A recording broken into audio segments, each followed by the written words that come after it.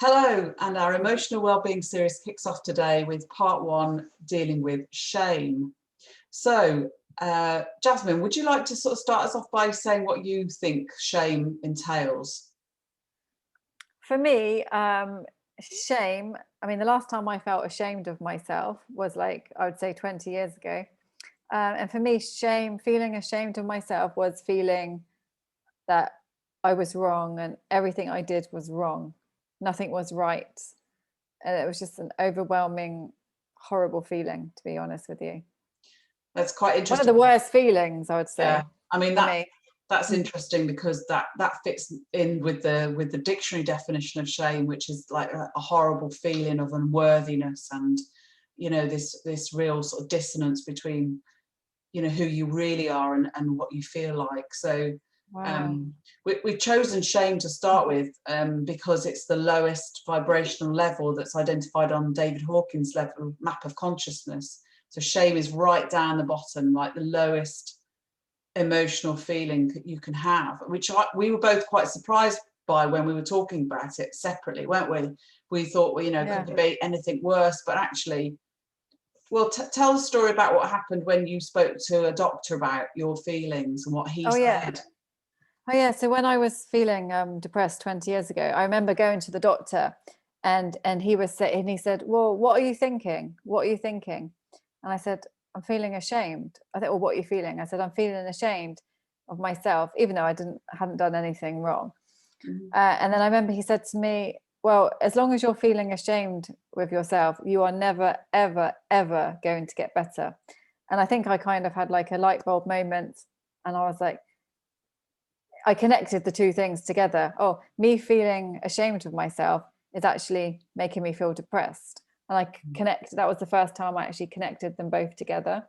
Yeah. And then, even though it probably took me a few more years to actually really not feel ashamed of myself anymore, or go through the other emotions, maybe to start liking myself again, that was the start, the awareness, connecting the feelings and the thoughts together. It was huge for me. It was huge. And so many other people try to talk to me, but he just literally, like we do in coaching, articulated what was going on. Yes. Yeah. It was interesting in your definition where you were just describing there that you said, even though I hadn't done anything wrong, I felt shame. And Yes. that's kind of almost a distinguishing feature of guilt and shame, because often people, they intertwine the two and they think they're very similar or even the same, but they're not. Because like we were talking about it earlier, guilt usually stems from an event or something that's happened or something that you've done, and there can be sort of a very positive things that manifest from guilt. So it can lead to an apology and forgiveness and restitution. There can be lots of sort of positive things, whereas shame, like your doctor said, there's nowhere to go.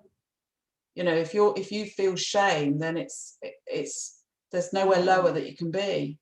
Well, and that's actually, once we started doing this series, emotional wellbeing series, when you showed me about David Hawkins, what was it called? The map of consciousness. Yeah. Map of consciousness.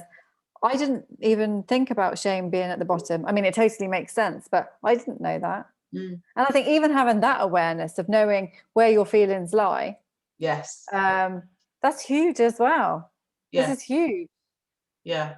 And I think it will, hopefully it will enable the listeners, people who are watching, to kind of have some understanding where they may lay in the sort of in the levels, and we're not static. Sometimes we can feel up and down in terms of that where we are in from day to day. But if shame is something that you are actually feeling on a regular basis, then it is probably worth looking to see how and why you're feeling that way, but also to get some help to get out of that.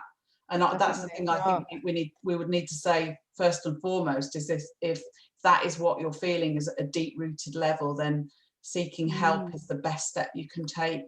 Yeah. So basically, if you're feeling, if you're No, no. feeling everything you're doing is wrong, I would say maybe you're feeling shame, because Yes. sometimes you don't know what you're feeling, do you?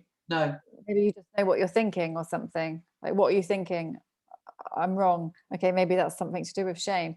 And all I know is shame oh, you're just miserable if you're feeling shame, I Yeah, would say. How yeah. can you be happy with yourself if you're saying that you're wrong all the time? Yes, yeah, And it's just absolutely. important to connect those two together. If you're thinking you're wrong all the time, you are not going to feel good, and you're never going to get out of that cycle. No, you'd Like be we very said, careful. nothing positive comes from it. Yeah, and I think that's the key thing to know, is that, you know, shame in its entirety is not productive. And Brené Brown Yes. talks about it a lot in Daring Greatly, and she says that, you know, whilst guilt can be productive and it can be adaptive, there can be some good things that come from it. Shame and shaming never really works, because Wow. it's destructive. It's not Yeah. productive at all. Oh, yeah. I Um, know that for firsthand. yes, But it's getting look how dark it is. Right. Can you actually see me? a Right. little bit. Okay. Yes. I think well anyway, we've just recorded we've done our live, haven't we? So On LinkedIn, yes, on my page. So if anybody wants to go and listen to that, you can do that. You can check out our bios. That they've got our LinkedIn profiles there, so you can connect with us on that level. And tune in brilliant. the rest of the series, because we've got quite a few emotions and feelings to get through, and hopefully you'll find them insightful. So join us then for the next time next week. Bye. Bye bye.